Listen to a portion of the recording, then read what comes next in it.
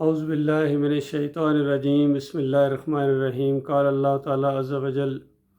ومن احسن قولا ممن دعا الی اللہ وعمل صالحا وقال اننی من المسلمین۔ اس سے زیادہ حسین بات کس کی ہوگی، خوبصورت ترین بات، زبردست بات، جو لوگوں کو اللہ کی طرف بلائے۔ دنیا میں ہر طرف سے آپ کو بلاوے آ رہے ہیں، دعوتیں آ رہی ہیں، آؤ یہ کام کریں، آؤ فلاں جگہ جائیں، آؤ اس سے جا کے ملیں۔ ہر ایک کے اپنے منصوبے ہیں، اپنے ارادے ہیں، نیتیں ہیں۔ ان ساری باتوں میں سب سے جو پیاری بات اللہ کو لگتی ہے وہ یہ بات ہے کہ آؤ سب مل کے اللہ کے بندے بن جائیں۔ اللہ نے ہمیں اپنی بندگی کے لیے پیدا کیا ہے، آؤ بندے بن جائیں، اس کے علاوہ ہم کسی اور کی بندگی نہ کریں۔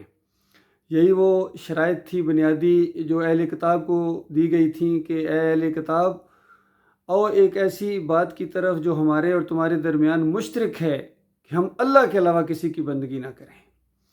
اور اس کے ساتھ کسی کو شریک نہ ٹھہرائیں، کیونکہ اگر بال برابر بھی کسی کو شریک ٹھہرایا تو یاد رکھنا پھر یہ اللہ کی بندگی نہیں رہے گی۔ اس کی وجہ یہ ہے کہ حدیث میں آتا ہے اللہ بہت غیور ہے۔ وہ دنیاوی لحاظ سے اس طرح یہ شراکت ہوتی ہے، پارٹنرشپ ہوتی ہے، اس طرح کی بات کو وہ برداشت نہیں کرتا ہے، حالانکہ ہر نقص سے پاک ہے۔ اور اگر تھوڑی سی بھی بندگی کسی اور کی جائے، اللہ کے مقابلے میں کسی اور کی اطاعت کی جائے، تو جو اللہ کی بندگی آپ نے کی ہے وہ ساری اسی کے کھاتے میں ڈال دیتا ہے۔ خود کہتا ہے میرے لیے اب کچھ بھی نہیں، اب سب اسی کے لیے۔ اس لیے اس نقطے کو سمجھنا ہے کہ بندگی صرف اللہ کی ہوگی، تھوڑی ہو یا زیادہ یہ تو آپ کو جتنی اللہ توفیق دے، جتنے آگے بڑھیں گے اللہ اور توفیق دے گا۔ وہ مالک تو ابھارتا ہے اپنے مومن بندوں کو، اپنے مومنوں کو کہتا ہے آگے بڑھو، دیکھو تمہارے دوسرے اور ساتھی میری بندگی میں، میری فرما برداری میں کس طرح لگے ہوئے ہیں، تم ان سے آگے بڑھ جاؤ۔ اور پھر جب یہ بندہ آگے بڑھتا ہے پھر دوسروں کو مالک کہتا ہے وہ دیکھو وہ تیرے سے گویا آگے بڑھ گیا، تم اس سے آگے بڑھو۔ یہ مقابلہ ہے ان جنتوں کو حاصل کرنے کے لیے جس کی وسعتیں زمین اور آسمان جتنی ہیں۔ یہ موقع دیا ہے اللہ تعالیٰ نے دنیا کے اندر، تو میرے بھائیو اس میں ذرا برابر کمی نہیں ہونی چاہیے، کیونکہ دیکھو حدیث کے اندر آتا ہے انسان ایک کلمہ خیر کا منہ سے نکالتا ہے اور خود اس کو بھی اس کی اہمیت شاید اتنی معلوم نہ ہو، لیکن اللہ کو وہ ایسا محبوب کلمہ ہوتا ہے،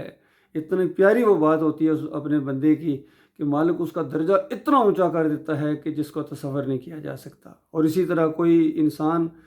منہ سے ایسی شر کی بات اور بری بات نکالتا ہے کہ بلندیوں سے وہ نیچے گرتا ہے، اس کو خود بھی اس چیز کا احساس نہیں ہوتا ہے۔ اس لیے بہت زیادہ محتاط ہونے کی ضرورت ہے کہ یہ بات جب ہمارے ہاتھ آ گئی ہے، الحمدللہ یہ دعوت اٹھی اس دور کے اندر کہ اپنے مالک اور خالق کے اوپر ایمان لاؤ اور شرک کو چھوڑ دو، اور طاغوتوں کی نشاندہی ہوئی کہ یہ ہیں وہ اصل مجرم پکڑے گئے ہیں۔ جس طرح دنیاوی لحاظ سے جب اصل مجرم کی طرف کیس جاتا ہے کہ اس کیس کا اصل مجرم مشورہ کس نے دیا تھا اس قتل کا یا اس بربادی کا، وہ پیچھے جو بیٹھا ہوا چھپا ہوا ہے، ہینڈلر کون ہے،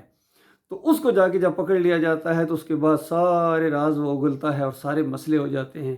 اور ہماری زبان کے اندر بولا جاتا ہے برے کو نہیں اس کی ماں کو مارو، تاکہ جس نے برے جنے ہیں۔ اور اسلام کا فلسفہ یہی ہے، فرمایا فَمَن يَكْفُرْ بِالطَّاغُوتِ وَيُؤْمِن بِاللَّهِ فَقَدِ اسْتَمْسَكَ بِالْعُرْوَةِ الْوُثْقَىٰ لَا انفصام لَهَا۔ جو کوئی ان طاغوتوں کا انکار کرے، جنہوں نے دین کو بگاڑا ہے، جنہوں نے آج یہاں تک پہنچایا ہے قوم کو، کس طرح فرقوں میں بانٹ دیا، اور پوری طرح یہ امت مسلمہ کی ایک عظیم اکثریت شرک کے اندر ڈوب گئی۔ اب یہ ہندوؤں کی طرح اپنی مورتیوں کو جو ہے وہ اس کی ذرا تھوڑی شکل بدلی کر کے پوجتے ہیں۔ ہندو اپنے مہاراج کو کھڑا کر کے پوجتا ہے اور کہتا ہے کہ یہ میرا مہاراج ہے، ڈنڈوت کی، مہاراج کی ڈنڈوت کی، اور یہ مسلمان اپنی مورتی کو لٹا کے پوجتا ہے اور وہاں جا کے سر جھکاتا ہے اور کہتا ہے میں نے سجدہ تعظیمی بجا لایا ہے۔ ہندو اپنے وہ مورتی کے سامنے جا کر بھجن گاتا ہے عجیب انداز سے، بالکل اسی طرح اسی سے ملتے جلتے۔ یہ اب بھجن نہیں کہتا ہے، یہ کہتا ہے قوالی سنیے، بڑا مزہ آیا، کیا قوال آئے تھے، وہ عزیز میاں قوالی تھی، فلاں تھے، اس طرح وہ اس بھجن کو قوالی کہتا ہے۔ وہ وہاں پرشاد بانٹتا ہے۔ تو یہ مسلمان ہے جو کہ اردو کی اصطلاح استعمال کرتا ہے اور عربی کی، تو یہ پرشاد تو نہیں کہے گا۔ اگر کوئی بھی کہے اپنے گھر میں آ کے میں پرشاد لایا ہوں، سارے کہیں گے ہندو ہو گئے ہو، کہتا ہے میں نیاز لایا ہوں، بابا کی نیاز بٹ رہی تھی، میں بھی لے کے آیا ہوں، تو سارے کہتا ہے پھلڑیاں مجھے بھی دینا ذرا، یہ جو مکھانے چھوارے لائے ہو اور یہ جو کھجوریں لائے ہو اور اس طرح کی چیزیں، میلے پر گئے تھے، جلیبی لائے ہو، مرسے مجھے بھی ذرا کھلاؤ نا، میں بھی اس سے 11ویں کی ہے یہ چاول، یہ بریانی، یہ مجھے بھی ذرا چھکانا۔ واہ کیا بات ہے، محلے میں پوری اس کی خوشبو پھیل گئی تھی۔ اور 10 محرم کی تو کہنا ہی کہ اس کی جو حلیم گوٹی گئی ہے، پوری رات یہ گبرو نوجوان یہ حلیم گوٹتے ہیں اور صبح تھالوں میں رکھ کے لے کے جاتے ہیں، محلے میں بانٹتے ہیں۔ جو گھر میں اپنی ماں کی مدد کے لیے یا بہنوں کی مدد کے لیے چٹنی بھی نہ کوٹیں،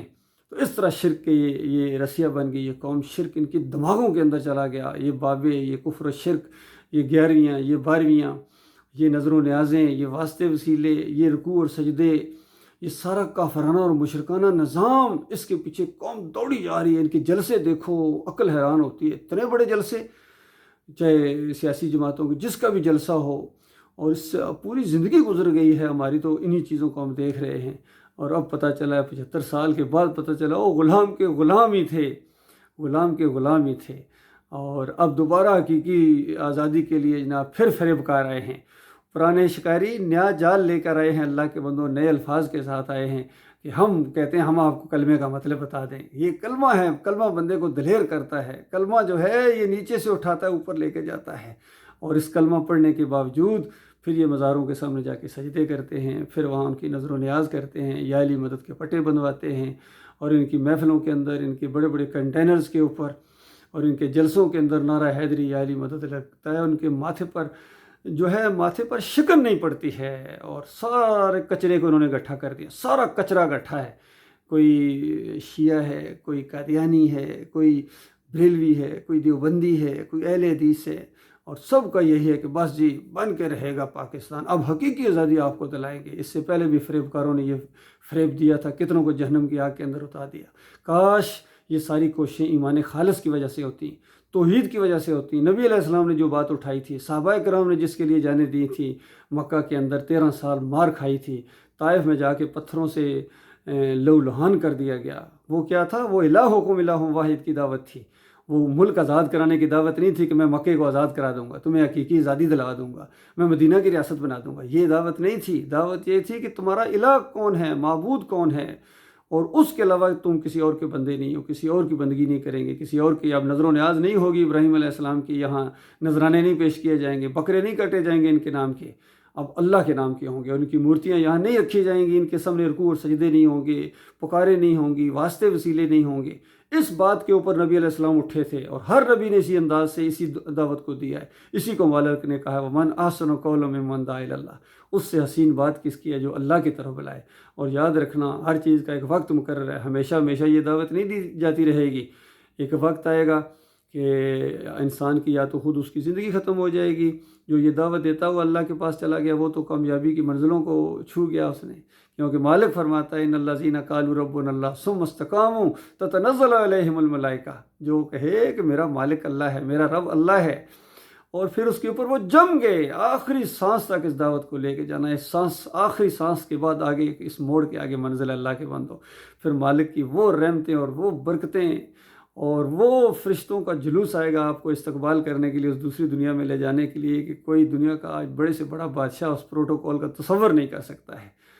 اور ان جنتوں کی طرف جائے گا۔ تو یہ معاملہ ہے اللہ کے بندو، جم جانے والوں کے لیے خوشخبریاں ہیں، جم جانے والوں کے لیے ایمان خالص کے اوپر اس دعوت کو دیں، اور اس کی خاطر اپنی جان مال جو کچھ آئے اپنا نشاور کرتے چلے جائیں۔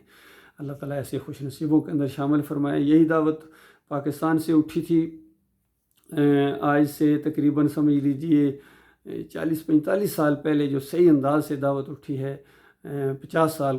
ڈاکٹر مسعود الدین عثمانی رحمۃ اللہ علیہ کے ذریعے کراچی کی ساحل سے یہ دعوت اٹھی، الہکم الہ واحد، تمہارا الہ ایک ہے۔ اس ایک نقطے کو سمجھنے کی کوشش کرو اللہ کے بندو، باقی باتیں ساری بات ہیں، نماز روزے بعد کی باتیں ہیں، اور ہر چیز پہلے ایمان تو لاؤ، اللہ کے اوپر خالص ایمان لاؤ، تمہارے سارے مسائل چٹکیوں میں حل ہو جائیں گے۔ تو یہ دعوت جب دی جاتی ہے تو اس کے بعد جو اس کو نہیں مانتا ہے اللہ تعالیٰ بڑی سختی کے ساتھ معاملہ کرتا ہے۔ یقین کیجئے یہ پاکستان کے اوپر جو حالات سخت آ گئے ہیں یہ اسی وجہ سے ہیں، یہ بنیادی وجہ ہے، اور خاص کر کراچی کے اوپر جو اللہ کا عذاب بالکل آ رہا ہے اور آتا ہے، دیکھتے ہیں اپنی آنکھوں سے، دیکھتے ہیں کس طرح یہ مصیبتوں کے اندر اور پریشانیوں کے اندر اب یہ ہو گئے، چاہے غریب ہوں چاہے امیر ہوں، ایسا ماحول ہے وہاں کراچی کے اندر کہ اس دعوت کے ساتھ اصل میں قدر کیا گیا، اس دعوت کو صحیح طریقے سے نہیں مانا گیا، قدر نہیں کی ہے ان لوگوں نے، کراچی والوں نے خاص کر اس دعوت کی، اور پھر پورے پاکستان کے اندر بھی یہ جو توحید کی دعوت کی مخالفت ہوتی ہے۔ اور ہم خود وہاں یہ گجر خان کے علاقے میں چکری وکیلا میں جب یہ دعوت اس انداز سے اٹھی تو سارے علاقے نے، بلکہ سارے گرد و نواح کے جتنے گاؤں تھے ان سب نے ایکا کر لیا اور چندہ اکٹھا کیا، اور یہ اور بات کہ انہوں نے منہ کی کھائی، اللہ تعالیٰ نے ان کو نامراد کیا، اور پھر بھی جب کیس ختم ہوا تو 40-45 ہزار ان کے اکاؤنٹ میں تھے، اور تاکہ یہ نہ کہہ سکیں کہ ہمارے پاس پیسے نہیں تھے ورنہ ہم یہ کر دیتے، کیا کچھ بھی نہیں کر سکے۔ اس طرح نہیں ہوتا ہے، اللہ کی مدد جس بندے کے ساتھ ہو اس کو کوئی نیچا نہیں دکھا سکتا ہے، اور اللہ تعالیٰ جس کو چھوڑ دے اس کو پھر کوئی عزت دار بھی نہیں کر سکتا ہے۔ لہٰذا جو اللہ کی طرف دعوت دینے والے لوگ ہیں ان کو ذرا برابر نہیں گھبرانا چاہیے، اللہ کی مدد ان کے ساتھ ہے، اور داعی اللہ کو جو نیچا دکھانے کی کوشش کرتا ہے وہ کبھی کامیاب نہیں ہوتا ہے، یہ ہمیشہ خود ذلیل و خوار ہوں گے۔ بڑے بڑے بدماشوں نے اس کا راستہ روکنے کی کوشش کی، قارون نے اور حامان نے، فرعون نے، شداد نے، اور اس کے بعد یہ ابو جہل، عتبہ، شیبہ، ولید، کتنے آئے ہیں بڑے بڑے بدماش، کیا روک سکے ہیں؟ جب وہ نہیں روک سکتے تو آپ بھی نہیں روک سکیں گے اس دعوت کو، یقین کیجئے، آپ کے بس کی بات نہیں ہے۔ اسی میں آپ کی خیر ہے کہ آپ ایمان عقیدہ کا ساتھ دیں، اس کو مانیں، لا الہ الا اللہ محمد رسول اللہ کو دل سے مانیں کہ اللہ کے علاوہ کوئی معبود نہیں ہے، کوئی پکار کے لائق نہیں ہے، کوئی رکوع اور سجدے کے لائق نہیں ہے، اور نظر و نیاز کے لائق نہیں ہے، سوائے اللہ کے، بس اس کے علاوہ اسی کا دیا ہوا نظام ہے جو محمد رسول اللہ نے جس کے اوپر عمل کیا، اب وہ ہمارے قائد اعظم ہیں، ان کے طریقے پر چلیں گے، ان کا ماننا حق ہے، اور ان کی بات کا ساتھ دینا حق ہے۔ باقی یہ جمہوریت کے مشرکانہ نظام اور یہ جتنے بھی ہیں، چاہے یہ پارلیمانی نظام ہو چاہے یہ صدارتی نظام ہو، یہ خالص اللہ کے دین کا انکار ہے، لا الہ الا اللہ کے ساتھ غداری ہے یہ۔ تو لہٰذا اللہ کے بندوں ان سب کو چھوڑو، یہ سارے جتنے سیاسی لوگ ہیں یہ خالص اپنی دنیا کی خاطر تمہاری آخرت برباد کر دیں گے، تمہاری آخرت برباد کر دیں گے، یقین کیجئے۔ یہی وہ دعوت تھی جو آج 38 سال پہلے میں نے اپنی یونٹ 7 پنجاب ریجمنٹ کے اندر دی تھی۔ وہاں کرنل نجم الحسن ملک، ایک مخصوص طبقے کے ساتھ ان کا تعلق تھا، انہوں نے بڑی ذاتی دشمنی کا مظاہرہ کیا، اور مجھے ابھی تک یاد ہے انہوں نے اس طرح منہ پر ہاتھ پھیر کے کہا تھا کہ میں دیکھتا ہوں تم کس طرح فوج میں رہتے ہو۔ میں افسر تھا وہاں، اور یہی دعوت تھی کہ دیکھو تمہاری یہ سارے معاملات ہیں، چاہے یہ 71 کی یہ شکست ہو چاہے یہ دوسرے معاملات ہوں، جتنے اسی وجہ سے ہیں کہ تم نے اللہ کے ساتھ قدر کیا ہے۔ یہ نعرے حیدری یاری مدد نہیں چلے گا، ایک نعرہ ہوگا صرف پاکستان فوج کا بھی اور پوری دنیا کا انشاءاللہ، اور پورے پاکستانیوں کا، مسلمان خاص کر، نعرہ تکبیر، اللہ اکبر، یا بس، اس کے علاوہ کوئی مسلمان کا نعرہ نہیں ہے۔ یہ جو خادم حسین رضوی نعرے لگواتے رہے ہیں، یا دوسرے طاہر القادری نعرے لگواتے ہیں، یا جتنے بھی لگاتے ہیں نعرے اللہ کے علاوہ، اس تکبیر کے علاوہ، یہ خالص مشرکانہ نعرے ہیں، خالص مشرکانہ نعرے ہیں، اور اللہ کے غضب کو للکار دینے والے ہیں۔ اللہ تعالیٰ غور و فکر کی توفیق عطا فرمائے، اور مالک ملک کے حالات کو بدلی کر دے گا۔ اب آہستہ آہستہ یہ ماحول بن رہا ہے الحمدللہ، لیکن بچے گا وہ جو خالص دین والا ہوگا، یاد رکھیے، وہ صحیح معنوں میں اللہ کے دین کے راستے کا مجاہد ہے، وہ شہید ہے۔ چند دن پہلے ایک پتہ چلا کسی کو اس ایک بات کے اوپر مار دیا گیا کہ اس نے کہا کہ قربانی صرف اللہ کے نام کی ہونی چاہیے، اور اللہ کے علاوہ کسی اور کے نام کی یہ نظر و نیاز کرنا، یہ بکرا کاٹنا، یہ بالکل غلط ہے۔ تو اس کو کسی دوسرے مسلک والوں نے مار دیا۔ تو شروع میں تو مجھے اس انداز سے کہ دیکھو یہ اچھی بات ہے اگر کوئی اللہ کی خاطر ڈٹ جائے، لیکن بعد میں پتہ چلا کہ وہ بھی مسلکی آدمی تھا، یہاں ایک ایمان کی بات کی اس نے حمایت کی، وہاں دوسرے شرک اس کے اندر بھی اس میں بھی وہ ملوث تھا کچھ شرک کے اندر۔ تو شرک کے اندر نہیں ہونا چاہیے بالکل 100%۔ جب ایمان آپ کا صاف ہوگا پھر آپ مریں گے جہاں بھی، چاہے اپنی موت بھی مر جائیں یا شہادت کے شوق میں مر جائیں یا کوئی آپ کو مار دے، تو یہ خالص اللہ کے راستے کی شہادت یہ ہوگی، یہ صحیح معنوں میں اسی وقت جنت الفردوس میں پہنچیں گے۔ باقی جن کا ایمان عقیدہ خراب ہوگا، چاہے وہ بیت اللہ کی حفاظت میں یونیفارم میں مارے جائیں،